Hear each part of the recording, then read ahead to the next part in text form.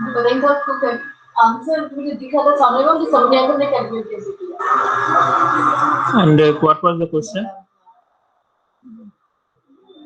Do you remember?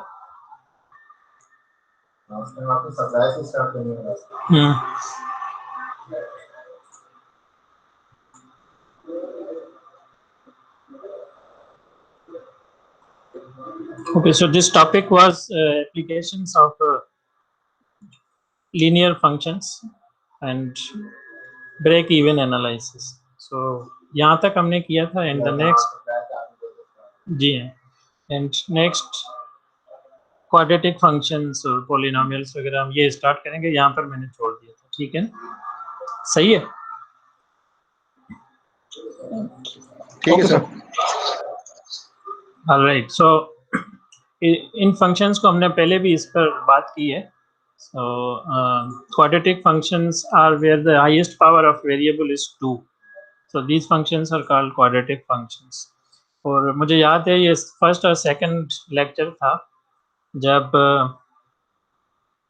quadratic functions का नाम लिया तो किसी ने एप्लीकेशन के लिए भी पूछा था, and then I showed you some website, उस पे वो एक पूरी फिनोमिना थी वो quadratic function में कैसे मॉडल हो रही थी। Do you remember that, right?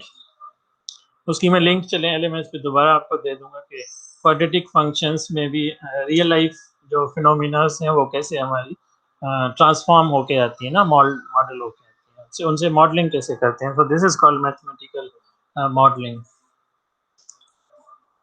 Okay, so the behavior of this function or the nature of this function is not different than the linear function. So only thing is when you give some input x, your output y either increases rapidly or decreases rapidly as compared to the linear functions.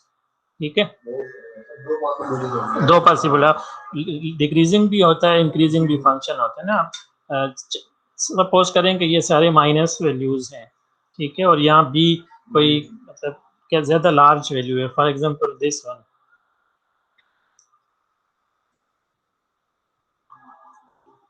सो यहाँ नहीं लिखा, quadratic functions मतलब ये general है, and if you choose a is equal to let's say 1, b is equal to minus 1000 and c is equal to again 1, so this will be like x square minus 1000 x plus 1, and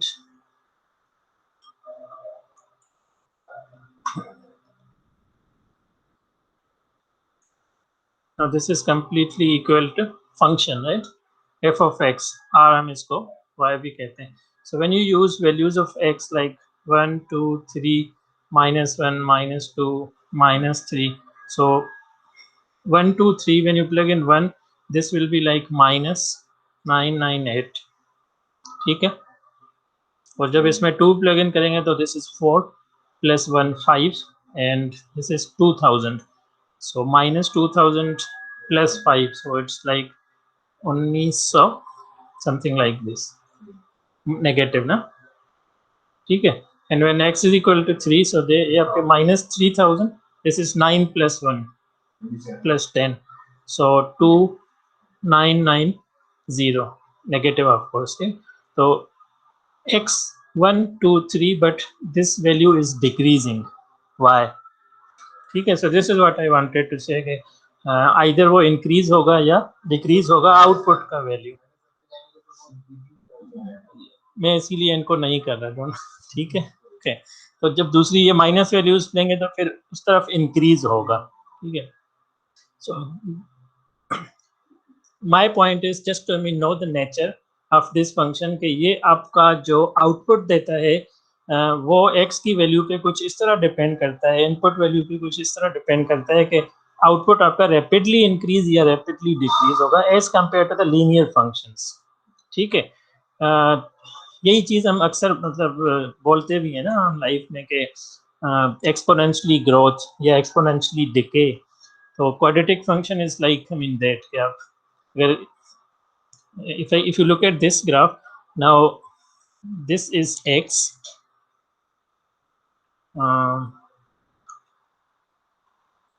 Okay, these are the notations.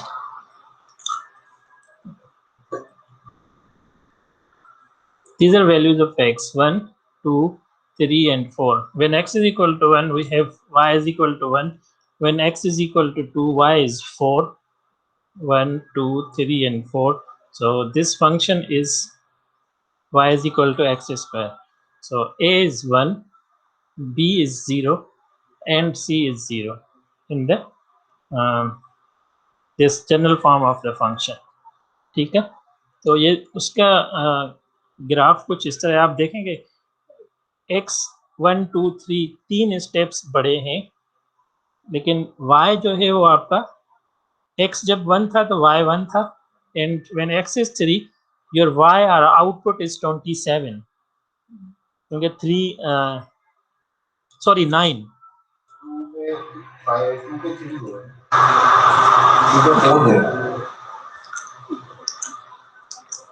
यहाँ well ये लिखा हुआ है ना आपका, देखो when x is 1 your y is 1, x is 2 y is 4, x is 3 y is 9.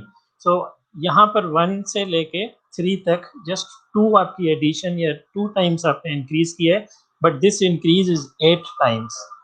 ठीक है, because of this is square function. अगर ये लीनियर फंक्शन होता ना तो इसकी ये इस तरह की ग्रोथ नहीं होती, इतनी तेजी से आपको वैल्यूज बढ़ते हुए नजर नहीं आते. ठीक है, this is what quadratic function is. Cubic अगर होंगे तो वो उससे भी रैपिडली बढ़ेंगे या रैपिडली डिक्रीज होंगे. ठीक है, this same thing is I mean depicted in this graph. आप देखेंगे ये x इस तरफ जा रहा है बहुत थोड़ा सा, लेकिन y इट शूटेड अप, बहुत ऊपर चला गया. तो ग्राफिकली जब जो हम देखते हैं ना फंक्शन को, तो इस तरह देखते हैं. ठीक है, and this is important. I mean for example if you let's say an example, आप उसमें भी होंगे बुक में एग्जांपल, बट लेट्स ब्रेनस्टॉर्म और कुछ एग्जांपल आप जैसे inflation as a function of years. ठीक है, सो ये आपका इस तरह कुछ ग्राफ होगा. ये x years आपका, and this is y inflation. Now this is 2000, this is 2005, this is 2010. Inflation अब रियल डेटा आपकी पता नहीं किस में फिट हो रही है, but for example it is well it's a general kind of thing, it's increasing rapidly ना inflation, cubic या even exponential or whatsoever. हाँ, अगर कुछ वेरिएबल्स इस तरह हो मतलब, तो ये now this is straight line. ठीक है, मतलब ये ऐसे ही बढ़ रही है. अगर ईयर्स आप आगे जाएं तो एक खास लीनियर रेट से इंक्रीज हो रही है. So this is linear function. तो जो आपको ग्राफ में किसी चीज की अगर कंपैरिजन हो x एक्सिस अगेंस्ट y से, if that is straight line, it means that is linear function. Exactly, constant rate होता है उनका जो रेट होता है इंक्रीज का, वो कांस्टेंट. आप जितना इंक्रीज यहाँ करते हैं उतनी टाइम्स आपका y, क्योंकि जो फंक्शन है linear general function, general form वो कुछ इस तरह है. ठीक है, अब इससे क्या जाहिर होता है कि when you give some input x, you multiply some number a and add some number b, and these numbers are fixed. ठीक है, इसका मतलब है आपने उसको स्क्वायर नहीं किया या इस पर डिपेंड नहीं हुआ. ठीक है, आपने जस्ट एक नंबर मल्टीप्लाई किया और दूसरा नंबर ऐड कर दिया. लेकिन स्क्वायर क्वाड्रेटिक फंक्शन में it is like x square plus bx plus c. Now this is your input x. ठीक है, so what you are doing basically a x times x को x के साथ भी मल्टीप्लाई कर रहे हैं ना, इट इज स्क्वायर. ठीक है, तो ये यहाँ बढ़ भी सकता है, और अगर क्यूबिक हो तो फोर्थ पावर हो तो डिक्रीज भी हो सकता है. यहाँ ऐसी कोई सिचुएशन नहीं है. ठीक है, और ग्राफ्स में आपकी straight line and these curves. So this is the difference between linear and quadratic functions. ठीक है, ये x स्क्वायर का ग्राफ है सिंपली। जी बच्चे। सर जो क्यूबिक और क्वाड्रिक वाला होगा वो कर्व में बनेगा ग्राफ। एग्जैक्टली वो लीनियर नहीं बनेगा, वो कर्व होगा, क्योंकि उनका रेट ऑफ चेंज जो है ना वो कांस्टेंट नहीं होगा। ठीक है, उसमें मतलब या तो यूं होगा या नीचे जाएगा, कुछ इस तरह। ठीक है, ठीक है सर। वन मोर एग्जांपल मैं भी आपको एक ग्राफिकल एग्जांपल ही जस्ट दे दूं। So this is x, this is y, ये कोई फंक्शन है। ठीक है, y is equal to f of x, certainly this is I mean more than linear function। ठीक है, क्योंकि आप x यहाँ से ये थोड़ा यहाँ तक जाते हैं तो उसकी चेंजेस थोड़ी हैं, फिर यहाँ से यहाँ तक जाते हैं तो उसकी चेंजेस बहुत ज़्यादा हैं।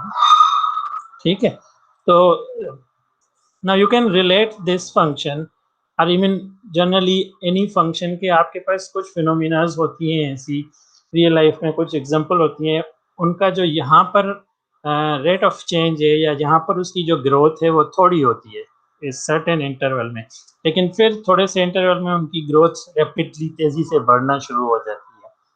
ठीक है, और अगर नेगेटिव करेंगे तो उसमें डिक्रीज हो जाती है। So this is I mean, interesting if you, I mean, always relate the functions with applications or the phenomena around you, जो भी आपके आसपास हैं। ठीक है, ये थोड़ा सा मैथमेटिकल है and we leave it। ठीक है, so ये आपके लिए मैं मार्क भी कर देता हूँ and I will just upload this same, I mean, PDF। ठीक है, आपको उसमें आइडिया भी हो जाएगा कि हमें क्या करना है और क्या नहीं करना है। ठीक है, ओके, सो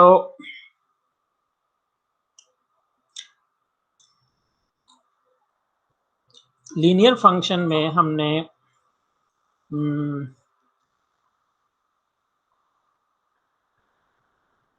इंटरसेप्ट्स। ठीक है, तो आपके पास ये फंक्शन था ax plus b, linear function general form ना, तो इसका y इंटरसेप्ट, अब ग्राफ तो हमेशा यही होता है ना, this is x, this is y, ये नेगेटिव x और ये नेगेटिव y। ठीक है, तो y इंटरसेप्ट होता है कि जो कर्व है या स्ट्रेट लाइन है वो जहां y को इंटरसेक्ट करे। ठीक है, हाँ, उस y जो एक्सिस है ना, जो जिस इसको जहां पर इंटरसेक्ट करे। अब let's suppose this straight line is this one, तो इसका y इंटरसेप्ट क्या होगा? ठीक है, now this is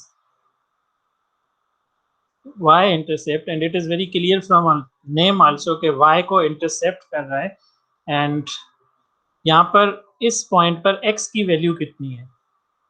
how far we are from zero, so it is exactly zero. तो आपको इस इक्वेशन में से y इंटरसेप्ट उसी वक्त मिलता है जब आप x is equal to 0 plug in करते हैं। तो this is the way of the procedure of finding और computing y intercept in linear functions. ठीक है, आप क्या करते हैं, a टाइम्स 0 प्लस b, और अपरेंटली यही टर्म सिर्फ x की इन्वॉल्व हो रही है, तो सिंपल आपका y इंटरसेप्ट जो है वो b हो जाता है। ठीक है, तो इस इक्वेशन को देख के even you do not need to compute, आप जस्ट कहेंगे कि this is y intercept the b। सही है, और ये a जो है वो स्लोप होता है। I am coming to that again, just extend this idea of finding y-intercept for quadratic functions, quadratic pole, जिनके जो है वो ग्राफ स्ट्रेट लाइन नहीं होते, कुछ भी हो सकते हैं। ठीक है, so well the method is again same।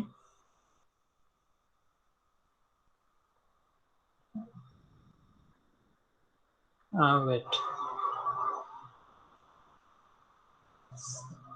Okay, so the value of x is equal to 0 in given function. जब इसी function को देखें जो ऊपर है आपका, this one, now this function intersecting y axis at this point. ऐसा ही है ना, इस पॉइंट पे इंटरसेक्ट कर रहा है, तो जब इस पॉइंट पे इंटरसेक्ट कर रहा है तो it means value of x at this point is again 0. So algebraically zero हो गया स्लोपलेस का। x 0, या सो अल्जेब्राइक जो प्रोसीजर है दैट इज सेम के you just I mean force x is equal to 0 in your given function that will give you y intercept जी हाँ. और अगर आपको x इंटरसेप्ट चाहिए, now the x intercept for example इस function का x intercept क्या है, very similar to y intercept. x intercept वो पॉइंट होती है जहां पर वो x एक्सिस को क्रॉस कर रही है, ठीक है. It means this point is x intercept और इस पॉइंट पर y की वैल्यू 0 है. So if you force y is equal to 0 then such value of x is y intercept, और वो हमेशा लीनियर फंक्शंस के लिए जो होती है x इंटरसेप्ट y 0 हो जाएगा. So x is equal to minus b over a, ठीक है. So this is your x intercept always. Similarly quadratic functions के लिए आप x 0 फोर्स करेंगे या y 0 फोर्स करेंगे. जब x 0 फोर्स करेंगे तो आपको y इंटरसेप्ट मिलेगा. When you plug in y 0 तो आपको x इंटरसेप्ट मिलेगा, ठीक है. This is what it is, ठीक है. So now how do you find x intercept. y intercept तो चलें इजी, आपने x 0 प्लग इन कर दिया ना, तो x इंटरसेप्ट आपका कैसे फाइंड होगा. उसमें आपने देखिए मुश्किल ये है कि ये जनरल फॉर्म है, यहाँ पर हम पर्टिकुलर एग्जांपल लेके चल रहे हैं. Let's say -1. Now exactly, so x intercept is when y is equal to 0. तो आप इसको 0 के इक्वल रखें, ax square plus bx plus c, ये यहाँ पर 0 है, I can write it over here, and 2x square plus 3x minus 1 is equal to 0, ठीक है. Now x is equal to what? We have to find value of x which satisfies this equation. Similarly here, आप generally भी कर सकते हैं, but particular example. Okay, so this problem हो जाएगी ना. जी हाँ, problem reduces to solving, इस चीज को कहते हैं quadratic equation,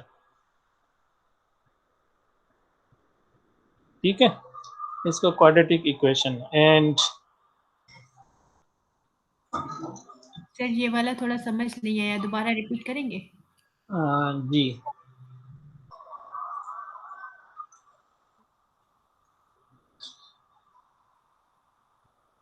देखें, दो चीजें हैं ना, एक x इंटरसेप्ट है और दूसरा y इंटरसेप्ट है. आप इस ग्राफ को देख लें, ठीक है.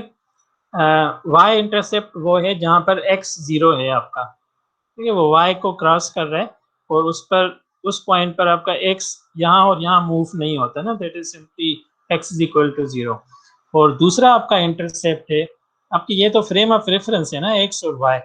तो कर्व आपका अगर x को क्रॉस कर रहा है या इंटरसेक्ट कर रहा है तो that point is called x intercept.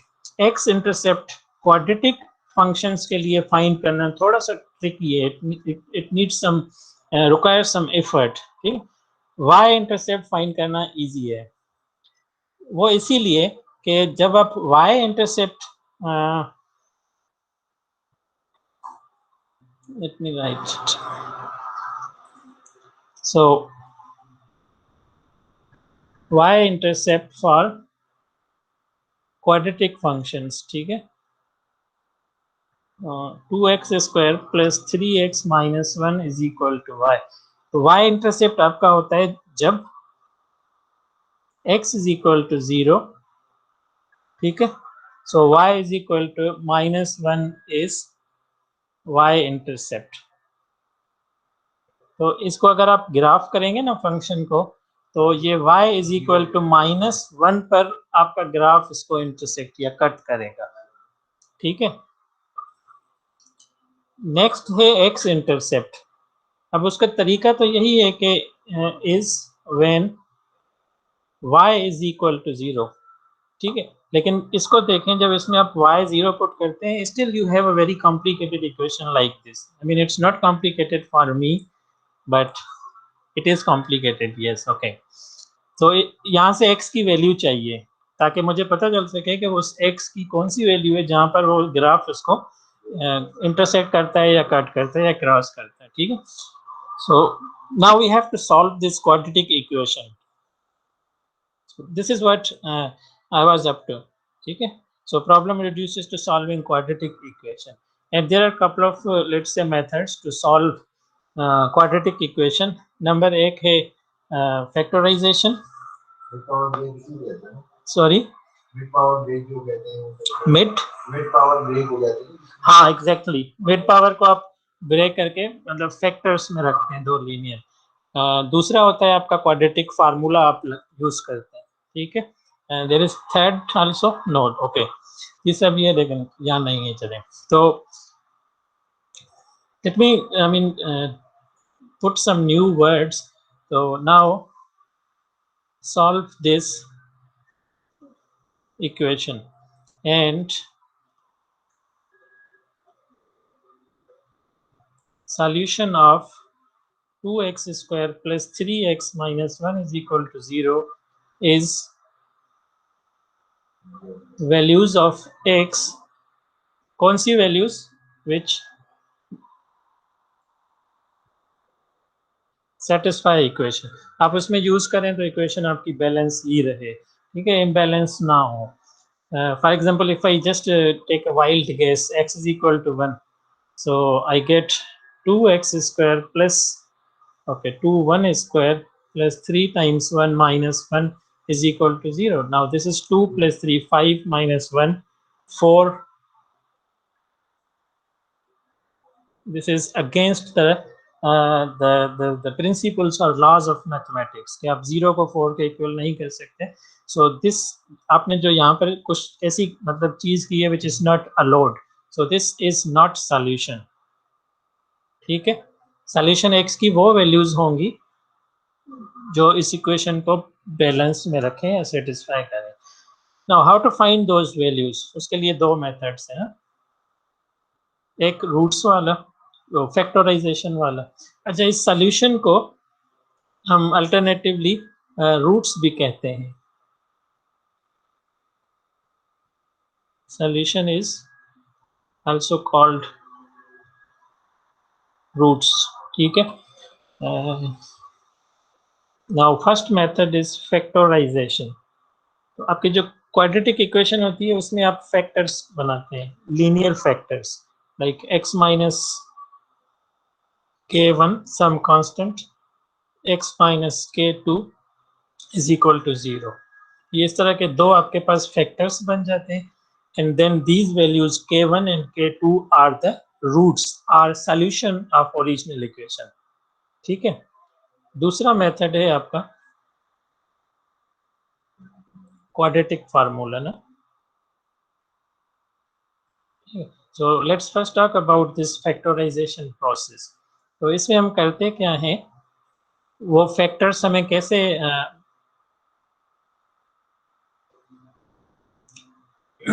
मिलेंगे।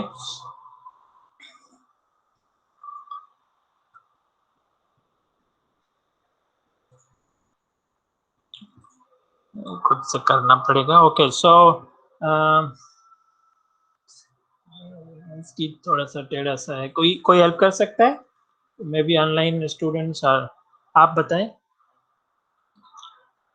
तो फैक्टर्स तो midterm breaking का रूल नहीं पता है। किसमें Midterm breaking exactly midterm breaking करेंगे? I very honestly I mean या you got my point right? आपको ये कि हम मिड टर्म ब्रेक में आप फैक्टराइजेशन किया जाए, मतलब मैं मिड टर्म ब्रेकिंग की वर्ड फर्स्ट टाइम सुन रहा हूँ, this is I want to attack. लेकिन वेल या मतलब हम उसको इतना मेरे मतलब कॉन्शियस में वो चीज है कि I just left way behind use कर रहे हैं ना जब आप। हाँ but that is the way I mean exact proper way आपका वही है, प्रोसेस वही है। For example let's take this equation same one 2x square plus 3x minus 1 is equal to 0। ठीक है, हम इसको फैक्टराइजेशन प्रोसेस में क्या करते हैं, we focus on this middle term and we try to break this considering these coefficients. ठीक है, तो 2x स्क्वायर माइनस 1 ये दोनों same. Now break this, breaking का मतलब है कि not hammering of course but like x plus x, लेकिन दो टर्म्स में ही ब्रेक करना है। सो 2x प्लस x, या हम ऐसे भी लिख सकते थे 4x माइनस x। ठीक है, लेकिन सर जो साइन का रूल है वो तो plus minus sir 4x minus 6 नहीं लिख सकते ना। ओके हमें तो 2 चाहिए ना, 2 चाहिए। नहीं लिख सकते। हाँ और साइन का रूल है वो बता रहा है कि प्लस माइनस ही यूज होगा जब दो नहीं ऐसा कोई रूल नहीं। नाउ दिस इज ओके या ऐसा है, I mean let me check it. So अगर माइनस माइनस होता है तो माइनस प्लस में उसे ब्रेक करते हैं।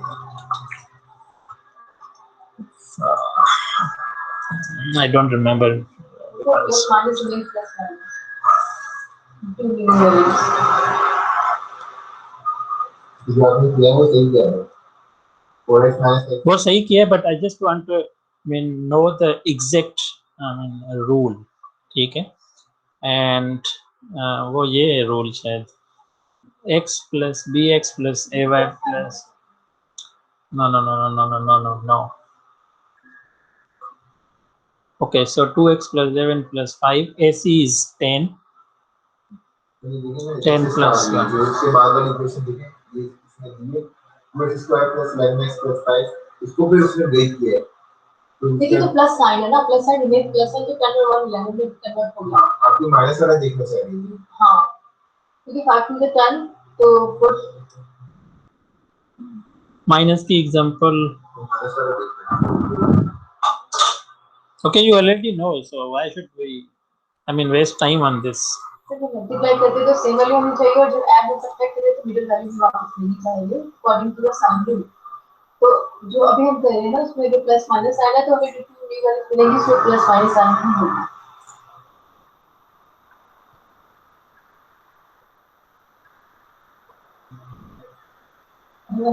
नेक्स्ट तो ये थर्ड वाला y स्क्वायर माइनस 15 प्लस 56 को बदल देंगे। ये 5 माइनस 4 हो रहा है ना यहाँ पर। पहले इसकी फैक्टराइजेशन होगी ही नहीं आई थिंक। हाँ इसकी नहीं होगी। ओके नहीं हो रही इसकी factorisation. Okay so bad example 3x कोई और 3x माइनस x नहीं ले plus 3x minus x 2x square multiply का 2 नहीं मिला ना क्योंकि सबसे last value plus 2x square plus 3x minus x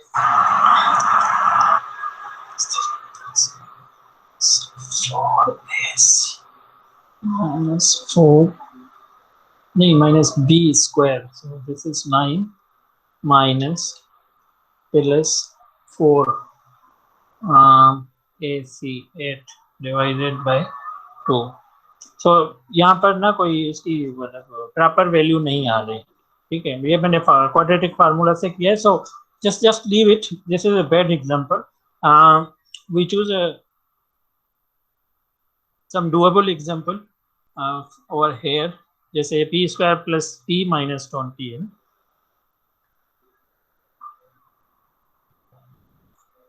Okay, so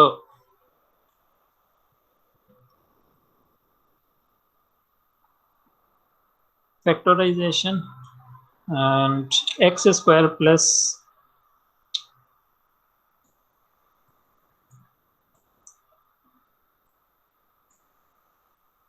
x minus 20 is equal to 0. अब इसका रूल ये है कि break how? I mean, so this coefficient 1 and this coefficient 2, 1 multiplied by minus 20 is equal to 20. आपने इसको use करना है, ठीक है, या इसके फैक्टर्स को यूज करना है. ओके, सो कितने फैक्टर्स हैं?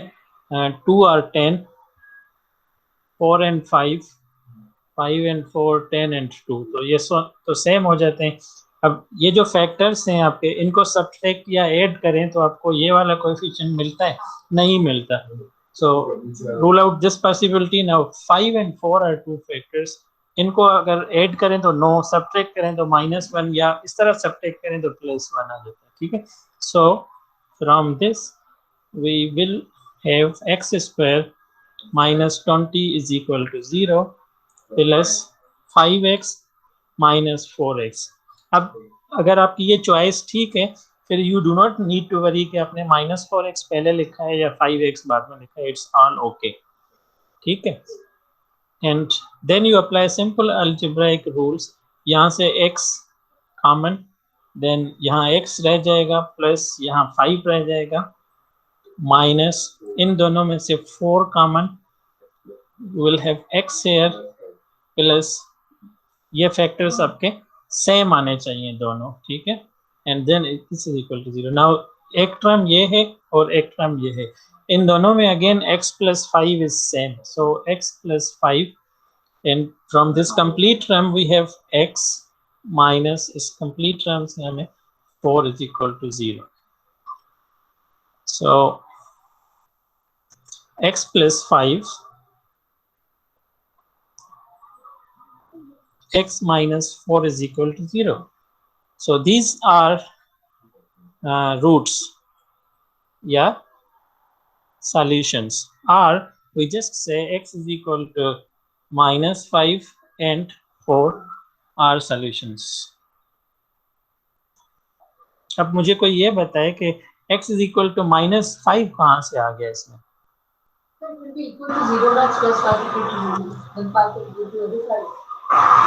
ये 0 के इक्वल तो है यहाँ पर, ठीक है. देन और ये 2 फैक्टर्स हैं, तो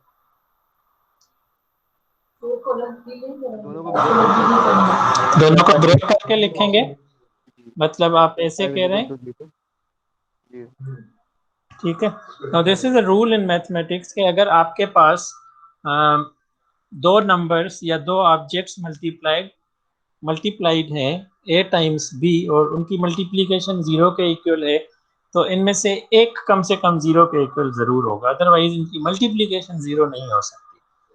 सो a is equal to 0 और b is equal to 0. सो ये दोनों प्रोडक्ट के फॉर्म में 0 के इक्वल हैं. हाँ, मतलब दोनों में से कोई भी एक 0 मस्ट होगा, तो आइदर दिस वन और दिस वन. तो हम दोनों पॉसिबिलिटीज को लेकर चलते हैं और इस पॉसिबिलिटी से हमें x is equal to -5 मिलता है, यहाँ से x is equal to 4. सो ये सोल्यूशन है. और another way of looking it, x is equal to -5 because when you use this over here, this term will become 0. अब यहाँ पर कुछ भी रिजल्ट आ जाए, you do not need to worry, just multiply 0 with this number and whole result is 0. और फिर आप 5 use करेंगे क्योंकि यहाँ पर -4 है. when you use x is equal to 5, this term will reduce to 0. Don't worry about this one. जो भी result आए, just multiply 0 with this result, and result is 0. So this was factorization. You find solution of the quadratic equation using factors. ठीक है. And second method is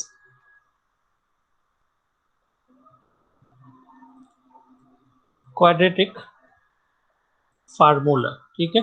Now we need to remember this general form of the quadratic equation, and for this general form we have quadratic formula which is -b plus minus square root of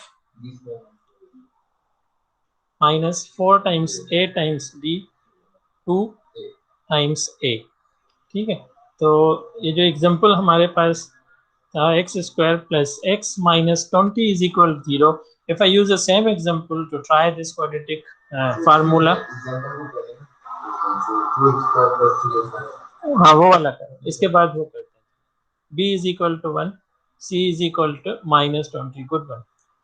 So use these coefficients into this formula. So x is equal to minus b की जगह पर 1 plus minus square root of b square, it means 1 minus 4 times ac. So ये 80 हो जाएगा, so 1 minus 20, ठीक है, divided by 2 times 1. So ये हो जाएंगे आपके plus 80 plus 1, so minus 1 plus minus square root of 81 divided by sir ये जो आपने लिखा है पहले वाले में, इसमें x के बाद ये ब्रैकेट में जो लिखा है 4 मल्टीप्लाई बाय 1, उसके बाद क्या लिखा है ये छोटा छोटा multiplied by minus 20 a times c, ठीक है। अच्छा ठीक है ओके, सो ये आ जाओ, यहाँ से आपका 9 आ जाएगा, so x is equal to minus 1 plus 9 divided by 2, और दूसरी आपकी वैल्यू माइनस के साथ, this plus and minus means we have basically 2 values, so minus 1 minus 9 divided by 2. Okay, so this is 4 comma इतनी तो एरर जो है या टाइपो जो है आप अफोर्ड कर लें थोड़ा सा, ठीक है। Now let's try that example जो हमसे पहले फैक्टराइजेशन से नहीं हुआ था, example 2. So this quadratic formula is more robust than factorization. So factorization sometimes does not work because when you do not have a solution as a whole number, आपके पास अब अगर fractions में solutions हैं या points में हैं, तो उस वक्त quadratic formula is more useful as compared to those factorization, ठीक है, क्योंकि ये आपको rigorously just आपको x की values दे देता है square root वगैरह solve करके. So for this quadratic equation, perhaps the values are not whole numbers, hence factorization did not work, ठीक है।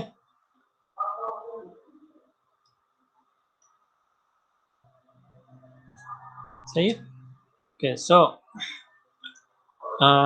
quadratic formula x square minus b plus minus b square minus 4ac divided by 2, where a is 2, b is 3 and c is minus 1. So plug in values here. So what? Okay, 2a, yep. इतनी error तो बंदा stop भी कर, नहीं, it's same, okay. So 3 square, it's 9 minus 4 times a times c. So 4 times a is 2, so ये 8 हो जाएगा, again multiply by minus 1 is minus 8. Let's write it like this. So 2 times 2 minus 3 plus minus 9 plus 8, 17 divided by 4. Now square root of 17 is minus 3 plus minus 4 point xxx. अगर 17 को possible ही नहीं है तो square roots में तो आता है ना, सॉरी स्क्वायर में पॉइंट्स में तो आता है ना, सो पॉइंट ही नहीं देखते अगर ना दे उल्टे रखे तो अब आप okay, so sir is it possible कि हमको, ये भी आपका आंसर सही है और ये भी आपका आंसर सही है, ठीक है। 4.1 समथिंग ना, तो x मैंने इसीलिए 1 2 3 ना, ओके, सर को इतना ही सेट कर ले रूट का, तब भी ठीक है। नाउ लुक देयर आर, मैं हमेशा आपको कहता हूँ you should feel, I mean very comfortable For exam, first of all, you are not being asked to find the roots or using quadratic formula. वहाँ पर आपको कुछ और चीजों का सामना करना पड़ेगा. ठीक है? Okay. Wait. And let's say ये सिचुएशन आपकी किसी वाकई किसी रियल प्रॉब्लम में आ रही है ना. आपके पास कोई नंबर्स मिले हैं आपको अपनी किसी फील्ड से ना, कोई सेल्स के मिले हैं या कुछ, एंड तो आप उसको ऐसे नहीं छोड़ सकते. स्क्वायर रूट ऑफ 17 के you will find square root using calculator or other tools. आपको ये नंबर चाहिए होगा. ठीक है? तो एग्जैक्ट फिगर वहां पर 4.123257 और whatsoever. ठीक है ना? तो इट ऑल डिपेंड्स कि आपकी प्रेफरेंस क्या है. एग्जाम है तो this is okay for me, may be not for any other teachers और उनके लिए. तो अदरवाइज अगर आपकी रियल अपनी प्रॉब्लम है तो आपको इस तरह का चाहिए होगा. ठीक है? देखिए, it's all up to you, preference आपकी है. I will just check. अगर मतलब मैंने ये क्वेश्चन दिया होता तो अगर किसी ने ये यहाँ इस तरह रख के भी छोड़ दिया है then it is also fine. आधी चीज उस वक्त हो जाती है when you remember this formula and use the proper values a b c की. अब ऐसा ना हो ए की वैल्यू 3 यूज कर रहे हो, बी की 2 यूज कर रहे हो और सी की +1 यूज कर रहे हो फॉर एग्जांपल ना. तो that counts mistake to me, otherwise this is just like नहीं कटेंगे. अभी मेरे पास एक रीचेकिंग के लिए कॉपी आई थी. उसमें I don't know if you know the row echelon form. Row पे ऑपरेशंस होते हैं ना मैट्रिक्स में. तो टीचर ने उनको क्लास में नहीं बताया था. वेल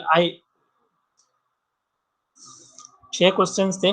5 क्वेश्चंस में से उसके 32 मार्क्स थे और 6 क्वेश्चन के जो 8 मार्क्स थे उसमें उसको 0 दिए गए थे. And student was very confident. उसने रीचेकिंग के लिए प्रॉपर्ली अप्लाई किया.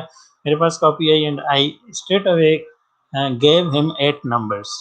तो 40 आउट ऑफ 40, क्योंकि उससे लग रहा था कि ही वाज वेरी कॉन्फिडेंट.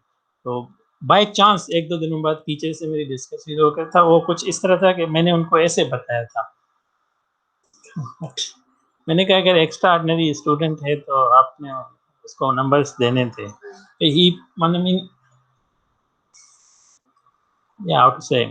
उसने सॉल्व किया थोड़ा सा आगे जाके. तो आई don't no, may be teacher didn't like that और के क्लास में जो कहा था वो क्यों नहीं किया. No, I mean many people,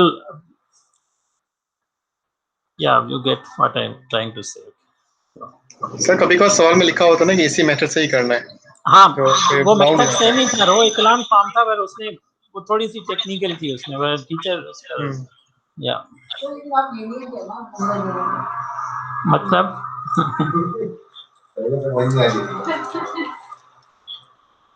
well आप लोगों ने मेरे ख्याल है मतलब फीडबैक तो लिया था.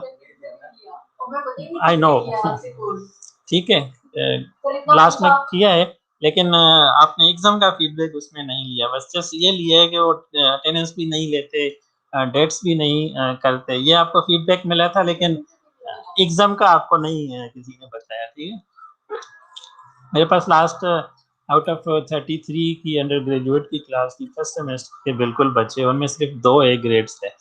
एंड इन दी सीरियसली मतलब फेल तो नहीं थे, 1 या 2 फेल थे. पास 1 या 2 थे. 33 C D थे, काफी C थे मतलब B, लेकिन A 2 थे. आई वाज सेड कि ये तरह क्यों हुआ है, लेकिन वो वाकई वो मिड और जो कुछ थे ना वो कुछ उन्होंने अटेम्प्ट नहीं कर सके थे. सर A+ कोई नहीं ला सका. A+ तो मैंने कभी देखा ही नहीं. ओह, स्टैट्स तो उसका स्कोरिंग होता है. कोई मसला नहीं. C नहीं देखा तो आप D देख सकते हैं ना. Okay. Right, so this was solution of quadratic equation. जो ओरिजिनेट होता है आपका x intercept, just keep in mind. And आ गया x इंटरसेप्ट आपको, if this function represents some, let's say, situation, x की वैल्यू y की value, and you want to find x intercept, it means where your output is 0, मतलब y is 0. ठीक है, तो just try to relate with any real life situation के आपका output 0 आ जाए, input आप कुछ भी उसमें दें, तो ऐसी कौन सी सिचुएशन मतलब हो सकती है? ठीक है, let's suppose if this is sale, तो x आपका कुछ और है, तो ये 0 सेल कब हो जाएगी, x की वो वैल्यू क्या होगी फॉर एग्जांपल, ठीक है, या एग्जांपल मेरे जहन में नहीं आ रहा, ठीक है। वेल यहाँ पर हैं, उसमें हम देखते हैं, इसको रिलेट करने की कोशिश करते हैं कि x इंटरसेप्ट आपका हाँ, तो जस्ट आप इतना अभी तक सिर्फ जहन में रखें कि x intercept is where your output is 0, where y is 0, ठीक है। Any question? एक एग्जांपल ध्यान में आ रही है। से इट लाउड बच। अब सही है सर? जैसे सर दो प्रोडक्ट्स होते हैं जो आपस में सब्स्टिट्यूट होते हैं, ठीक है। जैसे फॉर एग्जांपल आइडियल सिचुएशन में बात करते हैं कोक और पेप्सी, ठीक है, दोनों की प्राइसेस सेम है। अब आपको ये पता है कि यार मेरी कोई प्रेफरेंस नहीं है, मैं कभी कोक पी लेता हूँ, कभी पेप्सी पी लेता हूँ, ठीक है। अब इन केस कोक ने पैसे बढ़ा दिए, फॉर एग्जांपल 20 से 25 की हो गई, तो जो सारी मार्केट जाएगी वो जाएगी पेप्सी की तरफ, ठीक है। ठीक है, तो अल्टीमेटली जो कोक का इनपुट था 5 रुपीज बढ़ाने का, उसका उसका आउटपुट 0 हो जाता है। तो आपका इनपुट है कोक और पेप्सी, आर यू देयर? जी सर। तो हेलो x किस वेरिएबल को आपने कहा है? सर, एक्स तो हमारा इनपुट हो गया ना। वाई जो ठीक है, सेल, वाई सेल है, एक्स समझ लें आप प्राइस है। ठीक है,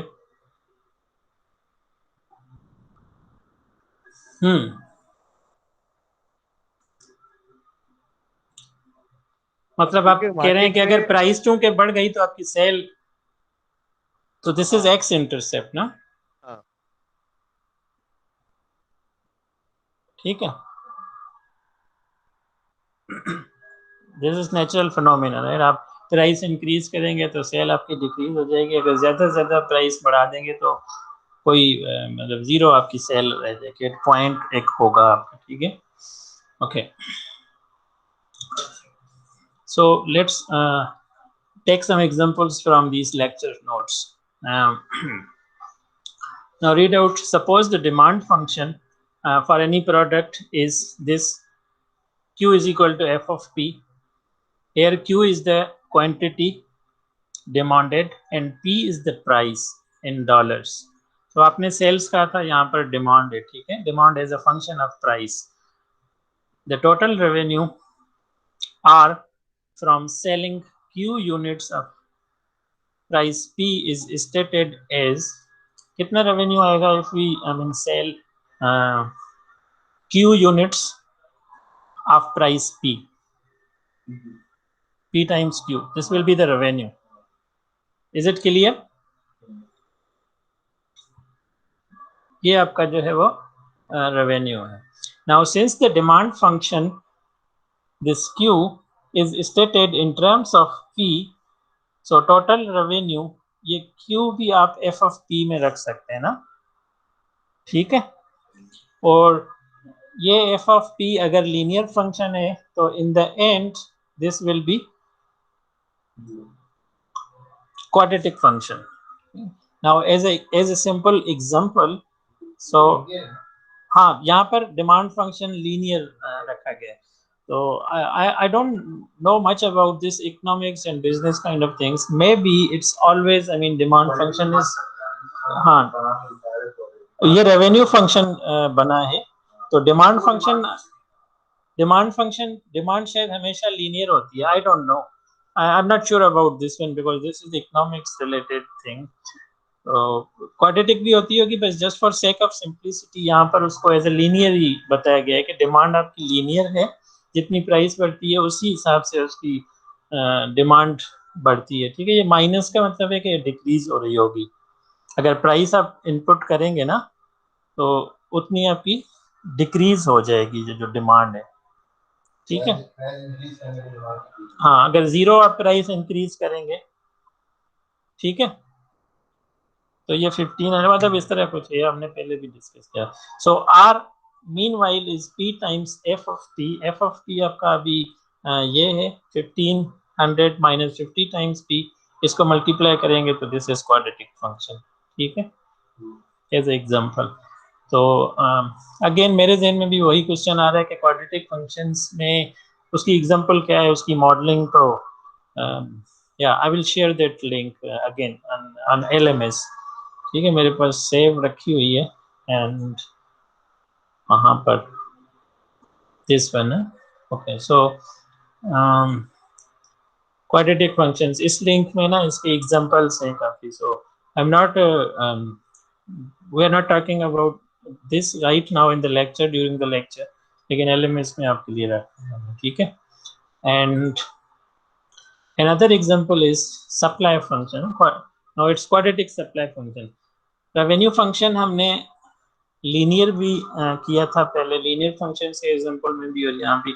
so this is just I mean have a feeling that functions be linear और क्वाड्रेटिक, उनकी आपकी एप्लीकेशंस है ना, वो यूज आपके होते हैं quadratic. So quadratic supply function. Let me read it out for you. So market surveys of suppliers of a particular product have resulted in the conclusion that supply function is approximately quadratic in form. ठीक है, मतलब उन्होंने जो data दिया उनसे जो function बना, that is approximately quadratic function. Now suppliers are asked what quantities they would be willing to supply at different market prices.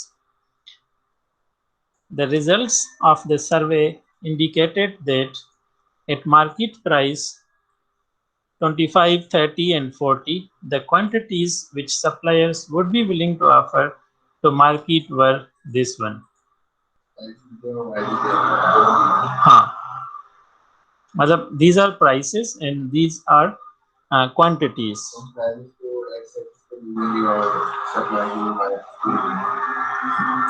Determine the equation of quadratic functions. So how you will supply function कैसे बनाएंगे या क्या? First of all, very honestly, I do not know the definition of the quadratic supply function. आपको आती है? So we need to see. किसी को आती है जो सो रहे हैं ऑनलाइन स्टूडेंट्स? नहीं सर, जाग रहे हैं सब। हम यहीं पे ही हैं। अच्छा, सप्लाई फंक्शन की डेफिनेशन आपको आती है इकोनॉमिक्स में? नहीं? okay.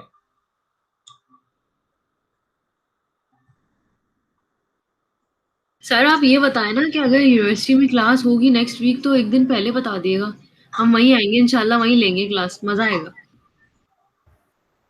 सर एक दिन नहीं, पहले से ही बता दे, वैन की फीस भर देंगे। आपकी क्लास डेफिनेटली नेक्स्ट वीक जो है वो कैंपस पे होगी, इसके अलावा और मैं क्या ईमेल कर दूं फॉरवर्ड? मतलब इसके अभी जो अब जो होगी नेक्स्ट वो? हाँ, ट्यूसडे को जो क्लास होगी वो आपकी कैंपस में होगी। चलिए सर, मजा आएगा इंशाल्लाह। रखेंगे या कैंपस ही होगी? सॉरी नहीं, देखें अब एक दो स्टूडेंट ऑनलाइन तो मतलब मैं मैनेज कर सकता हूँ, लेकिन फिर यहाँ जो तो मुझे आने में थोड़ा टाइम लगेगा, तो इसलिए मैं बोल रही थी अगर जो यहाँ स्टूडेंट्स होंगे ना ऑन कैंपस वो भी सफ़र करेंगे, ऑनलाइन वाले भी ऑफ कोर्स सफ़र करेंगे, और मेरी सफरिंग का तो किसी को मतलब क्या कहना। ठीक है, सही है। तो अगर सारे होंगे तो मैं मतलब हम बोर्ड भी वाइट बोर्ड यूज कर सकते हैं, और मतलब या उस क्लास का एक अपना फ्लेवर होता है ना।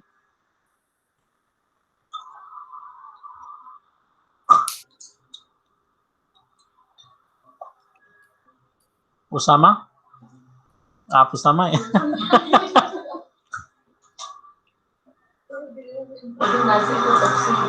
ओके,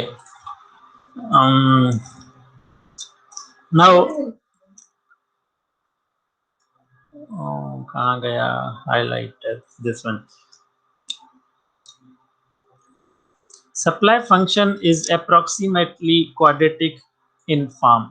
तो ये इंफॉर्मेशन हमें ऑलरेडी गिवन है, ठीक है, कि सप्लाई फंक्शन क्वाड्रेटिक होगा। So we just take a general function a p square plus b p plus c. Now इसमें वेरिएबल कौन सा है? A p square plus b p plus सी।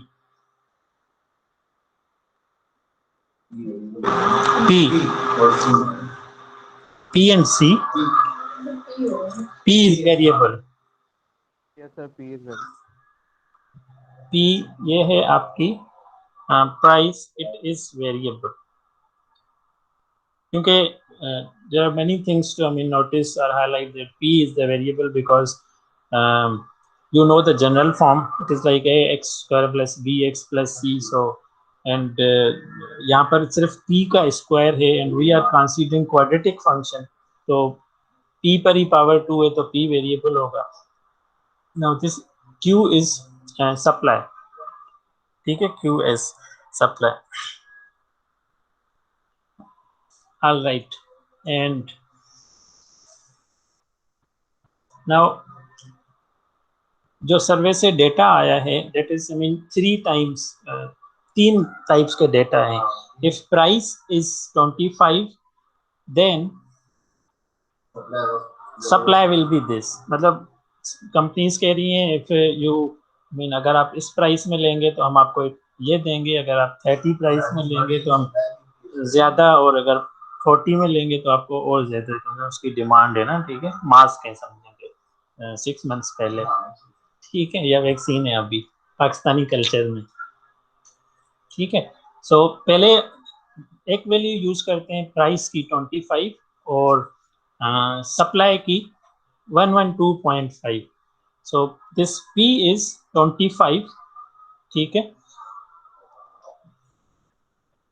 इसमें 25 जब प्लग इन करेंगे सो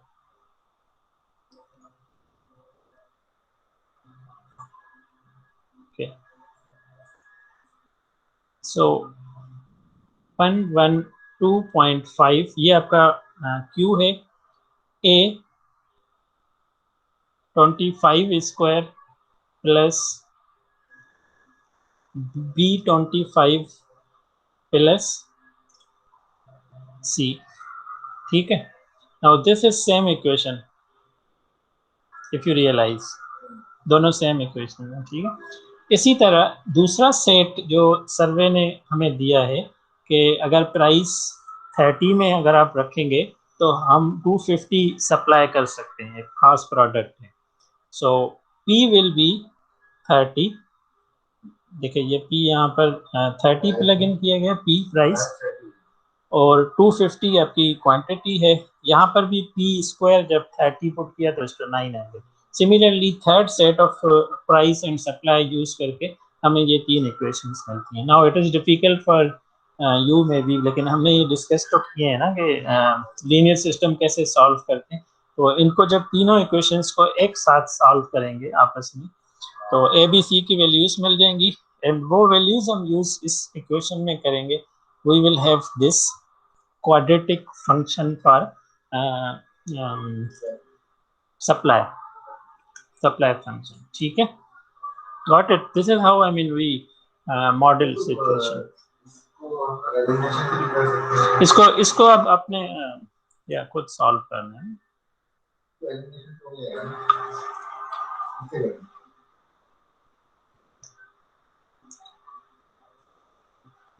इस सिचुएशन में इसको सॉल्व करना, लेट्स से किस मेथड से सॉल्व करना है, दिस इज नॉट पर्पस. हमें सिर्फ ABC की वैल्यूज चाहिए. अगर आप किसी से सॉल्व करवा दें थर्ड पार्टी से तब भी ठीक है. ऑनलाइन सॉल्वर्स मैंने आपको दिखाए थे जब उस क्लास में ना, ऑनलाइन आप उसमें प्लग इन करें. सो यहाँ ठीक है website. Okay, so exactly, so just see के आपका जस्ट रियलाइज के सप्लाई फंक्शन क्वाड्रेटिक ऐसे बन रहा है डिपेंडिंग अपॉन दिस डेटा. ठीक है ना. अब इसमें मैं आपको थोड़ा सा, इट्स अ फन एक्टिविटी, अगर आप ये डेटा चेंज करते हैं ना, प्राइसेस चेंज करते हैं और आप सप्लाई डिफरेंट रखते हैं. ठीक है, तो आपकी जो ABC की वैल्यूज हैं वो भी चेंज हो जाएंगी, आपका सप्लाई फंक्शन कंप्लीटली चेंज हो जाएगा. अब इस सप्लाई फंक्शन का ये एक जनरलाइज फंक्शन मिल गया. आप इससे प्राइस प्रिडिक्ट कर सकते हैं ना. वो 3 प्राइसेस तो मार्केट सर्वे से आई, आप प्रिडिक्ट कर सकते हैं मोर लेस वो सेम आएगा. कि अगर इसमें देखें प्राइस था 25, 30 और 40, अगर 35 प्राइस होगी तो फिर कितनी आपको कंपनी जो है वो सप्लाई दे सकती है, तो वो यहाँ पर 35 करेंगे सप्लाई आ जाएगी, वो प्रेडिक्ट आप इंडस्ट्री से उसको उस मार्जिन से उसको कर सकते हैं। ठीक है, सप्लाई फंक्शन और demand function, I don't think they are, I mean there is much difference between two. Demand और सप्लाई जो है ना प्राइस पे ही डिपेंड कर रहे हैं। एक उसमें ये था कि डिमांड और प्राइस में कि डिमांड बढ़ रही है, प्राइस कम हो रहा है, सप्लाई में ये आ रहा है कि प्राइस भी बढ़ रहा है, सप्लाई भी। जी हाँ बिल्कुल। सो यहाँ पर भी 3 वैल्यूज इस तरह गिवन है, प्राइस बिटवीन 5 एंड 45, और 3 वैल्यूज ये हैं 5, 10 एंड 20। हाँ, और ये डिमांड है। अगर प्राइस आपकी कम है तो ऑफ कोर्स डिमांड ज़्यादा होगी, थोड़ी प्राइस बड़ी है 10 हुई है तो डिमांड कम है, डिमांड अगेन आपकी कम। तो ये 3 वैल्यूज यूज करके वही हाँ resulting system simultaneously give is demand function of this one. ठीक है, मतलब हम generally x a p square plus b p plus c q d is equal to a p square plus b p plus c, और ये values previous की तरह ही similarly हम लोग फाइंड करते हैं। ठीक है, now after quadratic we have a cubic like ax cube plus tx plus c plus d। ठीक है, तो क्यूबिक वो होते हैं जिनकी हाईएस्ट पावर 3 हो, फिर 4 होते हैं क्वाड्रुपल इक्वेशन, और जनरली हम कहते हैं polynomials of degree n when the highest power is n। so there is not much, I mean, difference between this and this quadratic or cubic, तो उनके रूट्स फाइंड करना थोड़े से मुश्किल हो जाते हैं। ठीक है, but I'm not sure if you will really be required to find roots of the cubic or higher order equations। तो आपके ऐसे ऑनलाइन मिल जाएंगे जहाँ पर आप इक्वेशंस के कोएफिशिएंट्स प्लग इन करें तो आपको रूट्स मिल जाएंगे। ठीक है, जैसे ये क्यूबिक है ना, इसके 4 कोएफिशिएंट्स होंगे, क्वाड्रुपल के 5 होंगे। ठीक है, क्वाड्रेटिक के 3 होते हैं, वो ऑनलाइन सॉल्वर्स हैं और उसमें आपको। Next is rational functions. Rational functions जो आपके मतलब न्यूमिनेटर और डिनोमिनेटर में हो, डिवीजन हो आपके ना, न्यूमिनेटर एंड डिनोमिनेटर, डिवीजन के फॉर्म में फंक्शंस हो तो उनको रैशनल फंक्शंस कहते हैं। Just I mean you need to know, बाकी इसमें ना न्यूमेरिकली प्रॉब्लम है आपके लिए, ना एग्जाम के लिए, ना जस्ट या ये टॉपिक है आपकी आउटलाइंस में भी ना। मैंने आउटलाइंस हम एक लेक्चर लेट हैं, देखें quadratic exponential logarithmic functions in their application. तो अभी ये लॉगरिथमिक एप्लीकेशंस, सो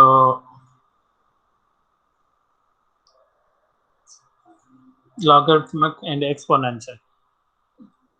एक चीज आपको फर्स्ट ऑफ ऑल मतलब इंफॉर्मेशन हो कि ये दोनों एक दूसरे के ना इनवर्स फंक्शन हैं, लॉगरिथमिक और एक्सपोनेंशियल फंक्शन। आप अगर कोई इनपुट देते हैं उस पर एक्सपोनेंशियल फंक्शन अप्लाई करते हैं तो आपको आउटपुट एक्सपोनेंशियली ग्रोइंग मिलेगा। ठीक है, और उसी पर अगर आप अगेन लॉगरिथमिक अप्लाई करेंगे तो आपको सेम चीज वापस आ जाएगी। तो ये एक दूसरे को बिल्कुल इनवर्स काटते हैं। ठीक है, let me right it, logarithmic and exponential functions। ठीक है, so y is equal to log of x, and when you apply e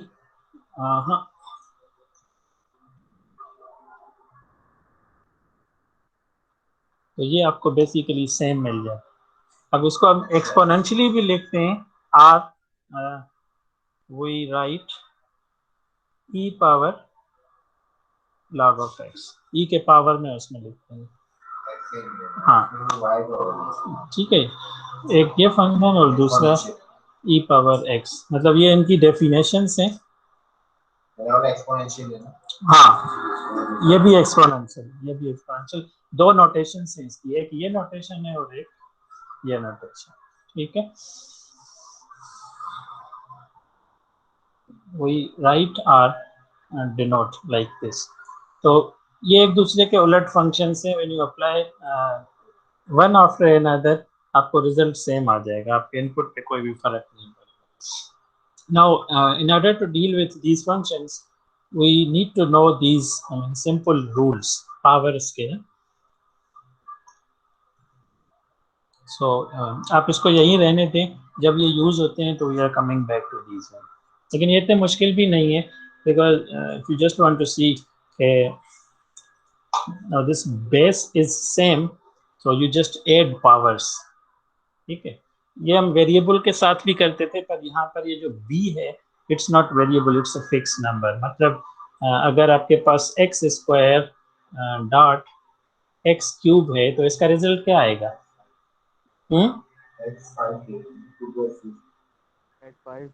x5 2 + 3। और अगर x की जगह पर हम कोई फिक्स नंबर रखते हैं ना, अगर 2 पावर 5 तो ये हो जाएगा 2 पावर 2 + 5 = 2 पावर 7, ठीक है। तो ये वो चीज है आपको। इसी तरह डिवीजन में अगर हो तो ये पावर सिर्फ माइनस में हो जाए, और अगर जैसे x स्क्वायर फिर इस स्क्वायर के ऊपर पावर हो 3,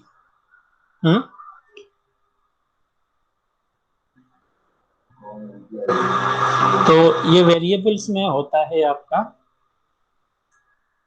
इस तरह मल्टीप्लाई नहीं होता, 2 की पावर 3 है, ठीक है। लेकिन ये यहाँ नम 3 के केस में 3 है ना, हाँ उसमें m डॉट n मतलब 2 into 3 हो जाएगा ना, तो ये केस हो तो 2 की पावर 3 हो जाएगा, ठीक है। नो ओके वेट सॉरी ये 2 की पावर 3 नहीं है बल्कि होल पावर 3 है। yeah, let me write it again। so x square and then there is a complete power 3।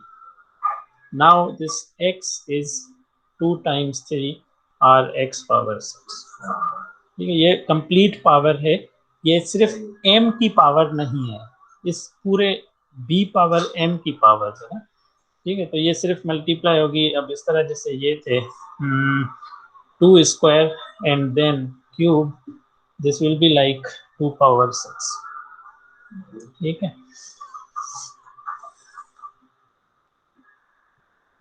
यहाँ से इसको सॉल्व करें तो ये आपका 4 हो जाता है, और 4 पावर 3 हो जाता है आपका 4 4 64, एंड यहाँ पर आपका अगेन 64 है। 2 को 6 टाइम्स करें, 4 8 16 32 64, ठीक है। ओके बदल दिए क्वांटिटी है, और किसी भी नंबर के पावर 0 हो तो इट इज 1। 5 में अगर कांस्टेंट अलग-अलग हो तो पावर एक ही हो जाएगी, ये m 4। अगर पावर सेम है तो बेस डिफरेंट है तो वो बेस रख के पावर आप शेयर उनको पा सकते हैं। इसको हम यूजुअली ऐसे भी यूज करते हैं कि अगर दो क्वांटिटीज मल्टीप्लाइड हैं आपस में प्रोडक्ट की फॉर्म में, उनके ऊपर एक ही पावर है तो हम पावर शेयर कर देते हैं ना, डिस्ट्रीब्यूट कर देते हैं, मल्टीप्लाई। अच्छा ये डिस्ट्रीब्यूशन जो है ये एडिशन में नहीं होती, अगर a + b होता तो फिर नहीं होता, ठीक है। मल्टीप्लिकेशन में ये होता है। जी हाँ। नाउ एक्सपोनेंशियल जो फंक्शन है it is of this form p power x, मतलब जो वेरिएबल है वो पावर में आता है, so this is exponential.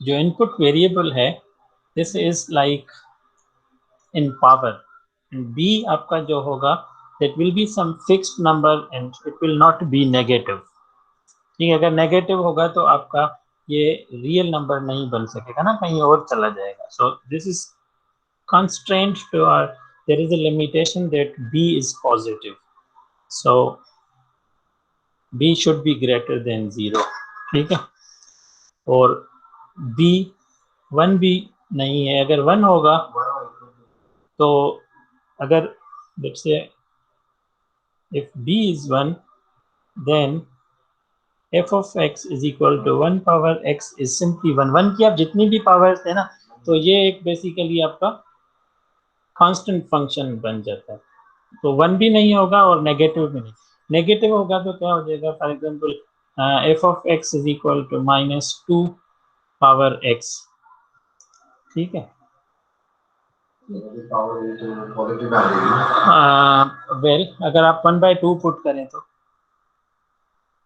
f 1/2 क्या आ जाएगा, -2 1/2 -2 पावर 1/2 स्क्वायर रूट ऑफ -2, तो नेगेटिव नहीं यूज कर सकते, फिर हो ही नहीं पाएगा सर ये तो।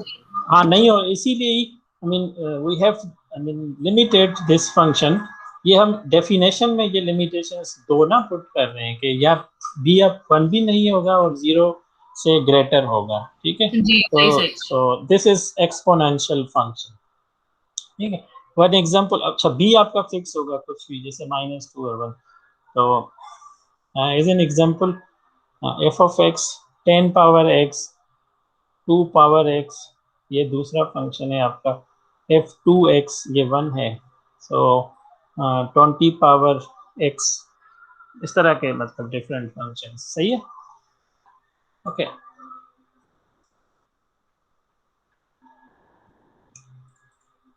ये उनकी थोड़ी सी प्रॉपर्टीज है but we don't need to worry, okay now एक प्रॉपर्टी यहाँ पर इंटरेस्टिंग है, I would like you to remember this, जो इस फंक्शन का y इंटरसेप्ट होगा that will be in between 0 and 1,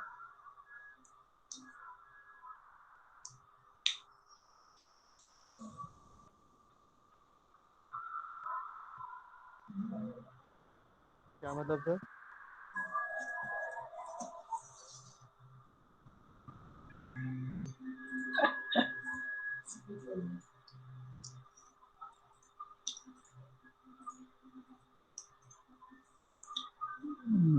देखें इस तरह का फंक्शन है ना, b power x, b is greater than 0, this should not be equal to 1, so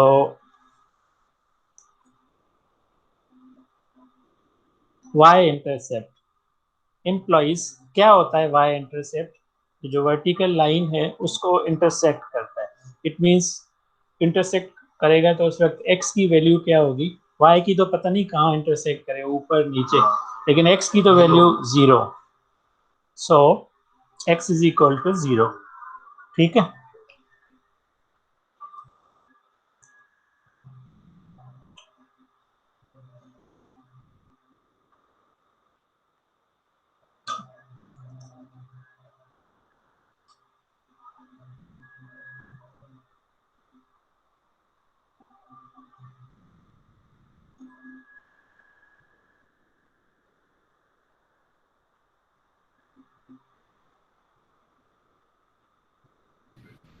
sir आपकी आवाज नहीं आ रही है, मैं बोल भी नहीं रहा हूँ,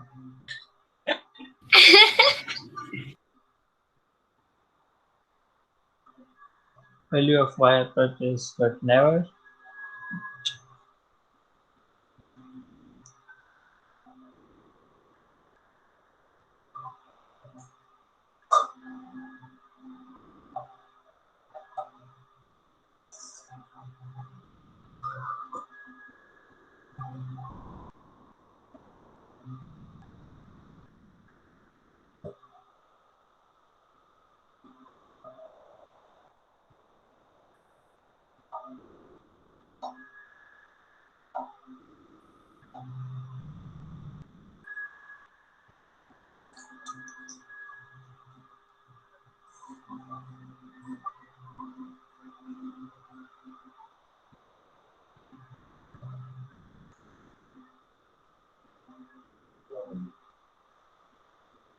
तो ये y आपका इंटरसेप्ट 1 हो जाता है ना इन दिस केस, ठीक है, बट इन जनरल जो यहाँ लिखा हुआ है कि आपका y इंटरसेप्ट जो इसका ग्राफ होगा, ये अगर 0 है और ये 1 है, this is x, this is y, तो okay, so this is 1, y intercept हमेशा इस पॉइंट पर होगा और इन बिटवीन यहाँ होगा, ठीक है। सो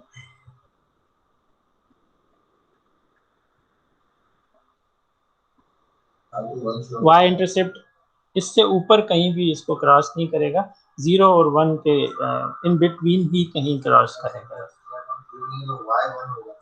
ये y इंटरसेप्ट है आपका, हाउ टू से इसकी ग्राफिंग, अगर okay this function, look at this ना, कोई और फंक्शन चलें प्लॉट कर।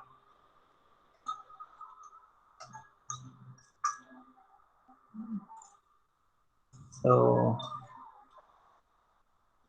x, y, x is like minus 5, minus 4.9, minus 4.8.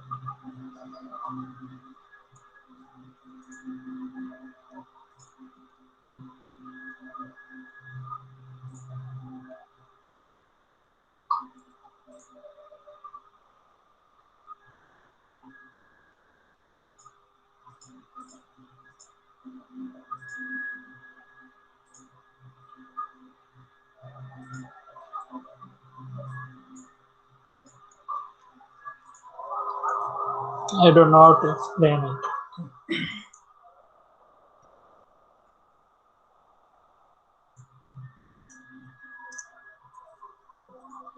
Let me try again. So exponential functions, there are certain properties of these functions. Number one, first one is it is always positive. ठीक है? Now function is in this form, b power x. ठीक है?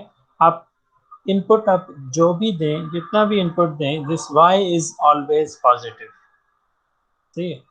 So this is always positive. And जब ये positive होगा तो इसका graph कैसा दिखेगा? The graph is always above x axis. X axis से नीचे नहीं जाएगा बिकॉज उसके नीचे आपका y negative. So this is first property, and the second property is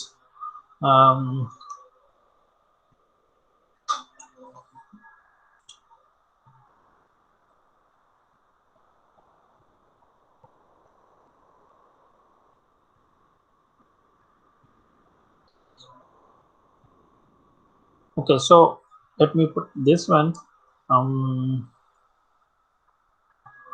There is no x-intercept.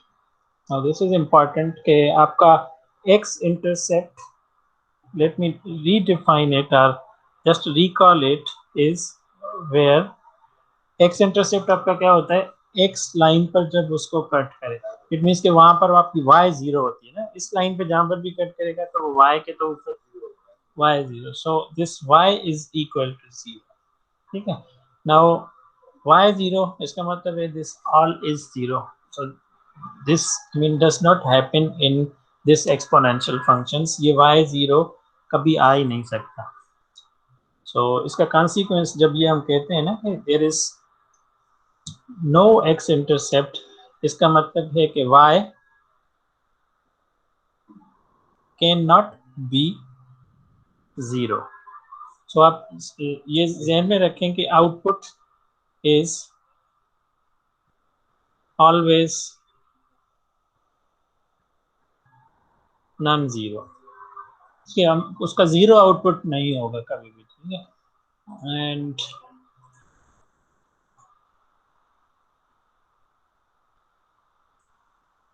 Okay, सो दूसरी प्रॉपर्टी ये हो गई एक्स इंटरसेप्ट की. एंड तीसरी प्रॉपर्टी वाई इंटरसेप्ट की है कि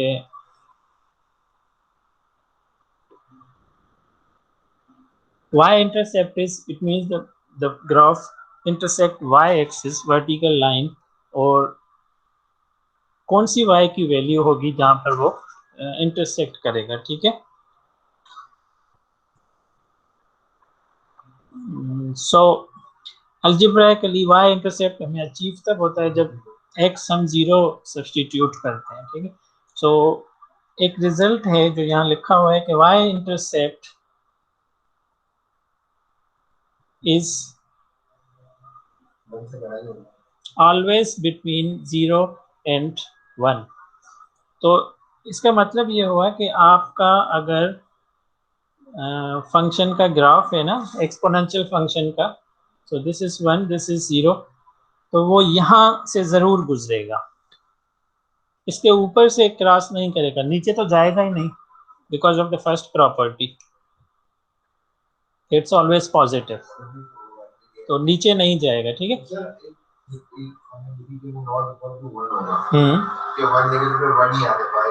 जी हाँ,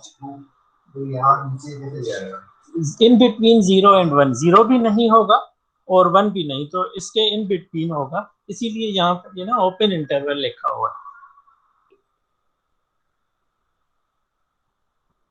ठीक है, so is always between 1 or in this interval. ये ओपन का मतलब है कि ये दोनों पॉइंट्स इसमें इंक्लूडेड नहीं है, नॉट दिस वन. इसमें ये होता है कि दोनों इंक्लूडेड होती है ना, तो 0 और 1 दोनों नहीं हो सकती, इन बिटवीन कहीं ना कहीं क्रॉस करेगा. नाउ दिस डिपेंड्स अपॉन के किस तरह डिफाइंड है वो एक्सपोनेंशियल फंक्शन. 10 पावर x और कुछ नंबर है, मतलब या b जो है वो कुछ ऐसी वैल्यू हो आपकी, जैसे p इज इक्वल टू 1/2 हो, 3/4 हो. ठीक है, 3/4 हो ना, जैसे 0.75.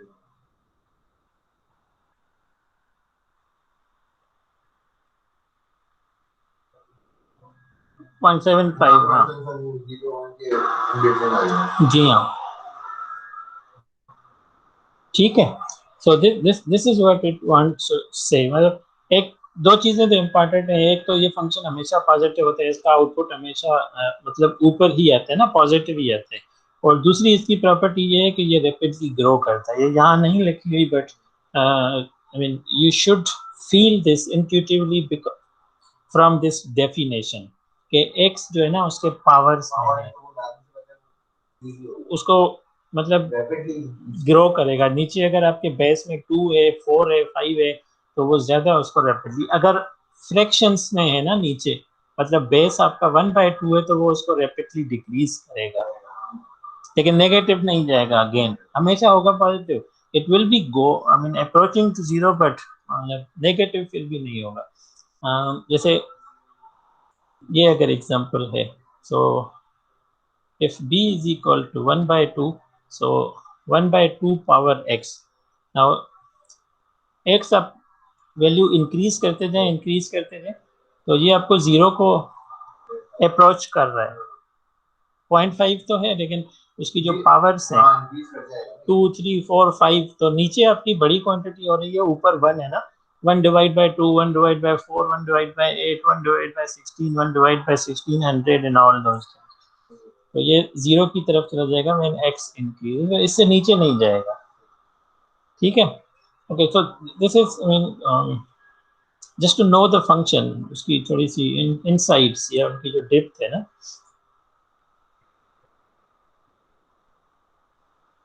ओके, ये हमने अभी डिस्कस किया है। Larger the magnitude of the base b, b जितना ज्यादा लार्ज होगा, the greater the rate of increase in y। अगर 10 है आपका, तो 10 power 2 is 100, 10 power 3 is 1000, 10 power 4 is 10,000। अगर 10 की जगह पर 2 है, तो आपका रेट ऑफ इंक्रीज क्या हो रहा है? 2, 4, 8, 16। तो इनका रेट देखें और 10 to 10,000 जाने का रेट देखें, तो वो ज्यादा है ना। तो जितना बेस ज्यादा होगा ना, तो इतना आपकी वो जो है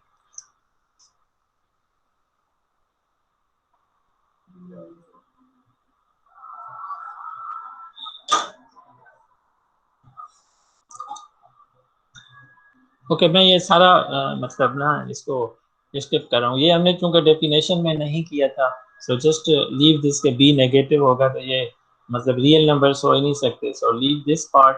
एंड जो हम जो एक्सपोनेंशियल फंक्शन मतलब यूज कर रहे होते हैं, वो बेसिकली वो बेस फंक्शन ही होता है, f of x is equal to b power x, but b is fixed as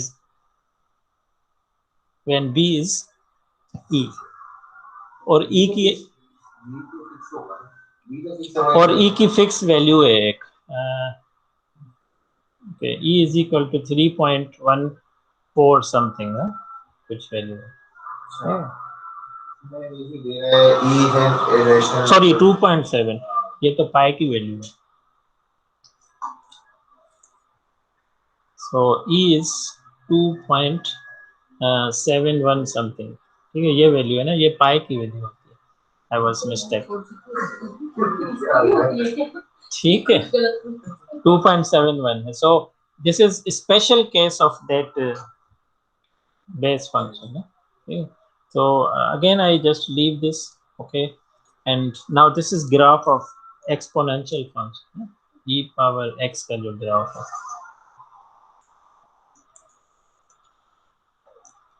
देखिए ये नेगेटिव नहीं जा रहा, नंबर 1, और इसका जो इंटरसेक्शन है वो एग्जैक्टली 1 या 1 से थोड़ा सा ठीक नीचे है क्या। सो या 1 है एग्जैक्टली, ठीक है। And because when x is equal to 0, e की पावर 0, तो ये 1 हो जाएगा आपको। इनको और जी प्रॉपर्टी में बताया ना कि जब 0 होगी तो 1 पे ही है। Okay, so I'm just want to have this example and the interesting thing, no? So function characterized by a constant percentage of increase in the value over time. Concept मैं आपको मतलब पहले भी कन्वे ये कर चुका हूँ ना, बता चुका हूँ कि function is relation between independent and dependent, और यहाँ पर एक्सपोनेंशियल फंक्शन की ज़रूरत उस वक्त होती है जब कोई चीज़ मतलब जिस पे डिपेंड कर रही है उसके कंपैरिजन में ज़्यादा रैपिडली ग्रो कर रही हो, ठीक है। So function characterised by a constant percentage of increase, एक परसेंटेज मतलब उसके साथ आपका होगा। So such processes may be described by general function this exponential, ठीक है, मतलब उसमें आप e इन्वॉल्व होते हैं, exponential function, where v is the value of function at certain time, v naught is value of function at when t is equal to 0, तो ये v naught मिल जाएगा हमें। percentage rate, ये जो k times t है, this is the percentage rate of growth। अगर ये negative होगा तो नेगेटिव रेट होगा, तो नेगेटिव होगा तो 0 और 1 के इन बिटवीन ही है। k तो नेगेटिव हो सकता है ना, नाउ दिस या नेगेटिव हो सकता है, k नेगेटिव आपका हो सकता है। ग्रोथ आपकी नेगेटिव है जा रही है। हाँ, no no no sorry, k हमेशा ये इस परसेंटेज रेट, तो ये I don't know sir negative हो सकता है, सर हो नेगेटिव हो सकता है सकता है। नेगेटिव, हाँ सर, एक्सपोनेंट में डिक्रीज होती है नेगेटिव ना, हो उसकी सकते हैं, ग्रोथ नहीं लॉग में होती, नहीं आ सकता है। नेगेटिव होते हैं। जी हाँ, हाँ नेगेटिव में नहीं जाएगा क्योंकि e के पावर में है। आप e की हाँ पावर सर, माइनस, वैल्यू कभी नेगेटिव नहीं होगी, वैल्यू कभी भी जी नेगेटिव नहीं आएगी। हाँ ई एग्जैक्टली की। नेगेटिव वैल्यू कभी नहीं आएगी बाहर वाले। पावर आपकी -1000 रख दें लेकिन नीचे चली जाएगी, मतलब आपकी इस तरह होगी ना, e पावर जीरो सर, हाँ, -1000 सर तो जीरो 1 पे ओवर फ्लोर हो e जाएगा इसका। पावर 1000, ये स्मॉलेस्ट वैल्यू बन जाएगी लेकिन still positive. Okay, so yeah, this example, population of a country was 100 million in 1990 and is growing at the constant rate of 4% per year. Now, this problem can be modeled using exponential function. So, the size of population is ये आपकी size, ये जो 4% है ये 0.004, 4% लिखना 4 divided by 100 0.04, so times t and 100 आपका जो है वो स्टार्टिंग पॉइंट 1999, तो इसमें जो t होगा 1999 जब होगा या 0 हो मतलब, तो उस वक्त आपका ये है। अब क्वेश्चन ये है कि the projected population for 2015 will be कितनी होगी 25 ईयर का लेंगे जी? टाइम आप 25 ले लेंगे। 90 से 2015 में 25 का डिफरेंस है, इसीलिए हम T25 यूज कर रहे हैं यहाँ पर। And so this is expected और प्रिडिक्टेड। 7 मंथ वैल्यू है ना इसकी। जी हाँ जी, 2.7 होना सेम ही आ जाएगी ना, 25 टाइम्स 0.04 तो 1 हो जाता है। ठीक है, ओके। सर एक सवाल है, सर इसको कैसे पता चला कि एक्सपोनेंट से यूज करना है, मतलब फंक्शन यूज करेंगे यहाँ पर, या हम पावर वाले क्यों नहीं ले सकते थे? Okay, so this is you are asking too much mathematics के ये कैसे पता चला कि हम एक्सपोनेंशियल यूज करेंगे। सो हाँ लिखा हुआ है, इसको आप यहाँ देख लेना। A function characterised by a constant percentage of increase in value over the are with respect to independent variable या टाइम में भी, तो इस तरह के जो प्रोसेसेस होंगे ना, एक खास परसेंटेज से इंक्रीज जो हो रहे हैं उनको हम कैसे एक्सप्रेस करते हैं, v is equal to f of t, मतलब फंक्शंस ई की वजह थी। v naught okay e power ठीक के हो गया टी, सर। v नॉट आपका इनिशियल वैल्यू होता है, k आपका rate of percentage of rate of time. Growth, and t आपका इनपुट वेरिएबल। जरूरी नहीं है वो टाइम हो और कोई दूसरी फिनोमिना है किसी और से, कुछ भी हो सकता है। हाँ सर, या हाँ तो यहाँ पर एग्जांपल टाइम्स के हैं तो इसीलिए ठीक है। ठीक हो गया सर, ठीक। नाउ दिस डिके फंक्शन, ये आप तो कह रहे थे नेगेटिव नहीं हो सकता, तो इसमें डिक्रीज होगी ना, ग्रोथ आपकी डिक्रीज होगी। सो ई पर वैल्यूज में है ना माइनस के है, माइनस हो सकती है, मतलब वो वैल्यूज आपकी नेगेटिव नहीं जाएगी। ओवरऑल जो v होगा वो नेगेटिव नहीं जाएगा, वो 0 की तरफ जाएगी ना, मतलब क्योंकि डिके फंक्शन है and it's a price of the function. जितनी डिके होगी, अगर आपके पास गाड़ी है, अगर 20 साल बाद उसकी प्राइस हाफ होती है तो 40 साल बाद में भी बढ़ जाए, जैसे GLI हो, अगर उसकी नेगेटिव तो नहीं जाएगी ना आपको, लेकिन कुछ कंट्रीज में नेगेटिव भी जाती है। अगर गाड़ी पुरानी हो जाती है तो उसको डंप करने के लिए यू हैव टू पे लिटरली। सीरियस थी ना, आप यूरोप वगैरह में अगर गाड़ी ज्यादा पुरानी होती है तो उसको डिस्पोज ऑफ करने के लिए यू हैव टू पे, तो उसको कर्ज करके या कहीं, या अगर इलेक्ट्रॉनिक्स आप मतलब डिस्पोज ऑफ करते हैं ना, तो उसके भी सर्किट्स वगैरह आप वैसे नहीं डिस्पोज ऑफ, उसके लिए भी आपको पे करना पड़ता है। हाँ, तो इलेक्ट्रॉनिक्स में तो ये है कि जब खरीदते हैं तो इनवॉइस में वो प्राइस पहले से ही ऐड कर देते हैं, मतलब वो कंपनी को नहीं जाती, वो गवर्नमेंट को जाती है या लोकल उसको, कि जब उनको डंप करना। हाँ, तो सर्किट्स वगैरह या बैटरीज पर भी होती हैं, सेल्स पर, कार्बन, ये तो इस तरह की चीजें जो है। ओके, सो तो इस तरह ये माइनस का एक example, I leave it again. Can I make a call? जी सर। हाँ श्योर श्योर।